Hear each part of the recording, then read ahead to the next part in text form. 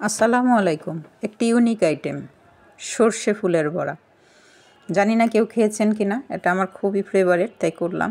আগে এই পাতাগুলোকে ধুয়ে নিয়েছি আর এখানে ডাল ভিজিয়ে রেখেছি।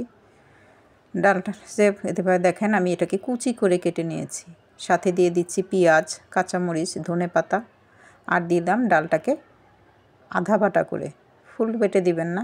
দিচ্ছি চালের গুঁড়া ক্রিস্পি ভাবের জন্য। প্রথমত 1 কাপ দিয়ে মাখাচ্ছি, তারপরে প্রয়োজন বোধে আবার ইউজ করব। সাথে 2 চামচ লাল মরিচ, ঝালটা আপনার পছন্দ মতো দেবেন। একটু হলুদের গুঁড়া, একটু ধনে গুঁড়া, একটু জিরা গুঁড়া আর সাথে আধা চামচ আদা, 1 চা চামচ রসুন পেস্ট।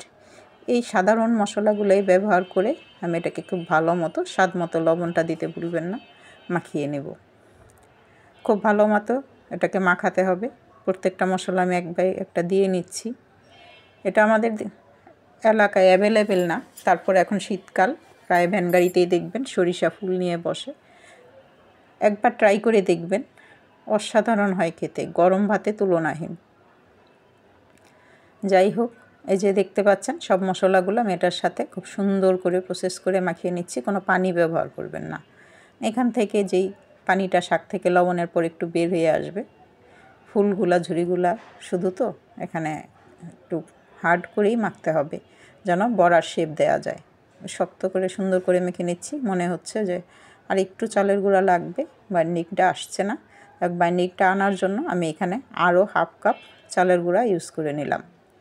এখন এটাকে ভালো করে মেখে আমি যখন দেখব যেটা মাখানোর পরে বাইন্ডিংয়ে আসতেছে, তারপর এটাকে আমি প্যানে তেল গরম করে, গরম তেলে, সরিষার তেল, অবশ্যই সরিষার তেলেই ভাজবেন এবং ঠিক খাওয়ার আগে, সার্ভিংয়ের আগে রেডি করবেন।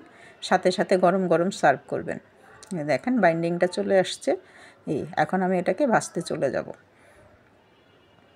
প্যানে গরম তেল বসিয়ে দিয়ে এর মধ্যে আমি সরিষার তেল দিচ্ছি। তেলটা ওভার হিট হয়ে গেলে, একটু ভালো করে হিট হলেই তখন বড়াগুলো দিব। একে একে আমি সব কটা বড়া দিয়ে দিব। প্রথমেই উল্টাতে যাবেন না, প্রথমে শুধু মিডিয়াম টু হাই ফ্লেমে এটাকে বসিয়ে রাখবেন। এটাকে হতে সময় দিন। নিচটা যখন ক্রিস্পি হয়ে এক সাইড হয়ে যাবে, তখন আস্তে করে উল্টে নেবেন। আমি সব কটা বড়া আগেই দিয়ে নিলাম এবং একটু সময় ধরে তারপর এখন যেটা আগে দিয়েছি সেখান থেকে এটাকে উল্টে দেওয়া শুরু করলাম। এই যে দেখেন লাল হয়ে গেছে, খুব সুন্দর কালার আসছে। সাথে সাথে সব কটা উল্টে ওই পাশটাও ঠিক লাল করে একটু সময় ধরে 2 থেকে 3 মিনিট সময় লাগে একটা পাশ হতে। এভারেজে 7 থেকে 8 মিনিট আপনি এটাকে ভাজলেই খুব সুন্দর ক্রিস্পি হবে। আপনি চাইলে এটা ডুবো তেলেও ভাজতে পারেন, কিন্তু প্রয়োজন পড়ে না। বুঝছেন? আমি উল্টে দিচ্ছি, উল্টে সময় নিয়ে ভেজে নিলাম। এই হলো আমার বড়া।